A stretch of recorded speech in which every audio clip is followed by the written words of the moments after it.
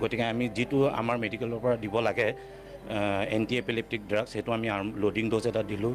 দিয়াৰ পিছত দেখিছোঁ এতিয়া আমাৰ ইয়াত থকা তেখেতৰ 1 hour মান হৈ গ'ল মিনিমাম। এতিয়া তেখেতে কথা চথা পাতিছে আৰু জিভা চিভা দেখাইছে, নিজৰ নাম চাম কৈছে আৰু তেখেতে কৈছে ভোকো লাগিছে, অলপ দেৰি পিছত মই কিবা এটা খাম, তেনেকৈ কৈছে। এতিয়া তেখেত ইতিমধ্যে ডাক্তৰে শুনালেই জুবিন গাৰ্গ ডাঙৰীয়াৰ বিষয়ে শেহতীয়া আপডেট যে জুবিন গাৰ্গ ডাঙৰীয়া যথেষ্ট এতিয়া অকণমান আৰাম পাইছে বুলি জানিব পৰা গৈছে। আৰু এক পক্ষৰ পৰা জানিব পৰা গৈছে জুবিন গাৰ্গ ডাঙৰীয়া উন্নত চিকিৎসাৰ বাবে গুৱাহাটী নাইবাৰ দিল্লীলৈ ৰাওনা হ'ব পাৰে। ডাক্তৰে জনোৱা অনুসৰি ডিহাইড্ৰেশ্যনত ভুগিছে জুবিন গাৰ্গ ডাঙৰীয়া আৰু যোৱাকালি সন্ধিয়াখিনি সময়ত বাথৰুমতে পিছলি পৰিছিল আৰু 5টাকৈ মূৰত চিলনি পৰিছিল বুলি জানিব পৰা গৈছে। আশা কৰিছোঁ জুবিন গাৰ্গ ডাঙৰীয়া অতি সোনকালে সুস্থ হৈ উঠক। ভগৱানৰ ওচৰত প্ৰাৰ্থনা কৰিছোঁ যাতে অতি সোনকালে সুস্থ হৈ পুনৰ আমাৰ মাজলৈ ঘূৰি আহক জুবিন গাৰ্গ ডাঙৰীয়া। ধন্যবাদ। জয় অসম।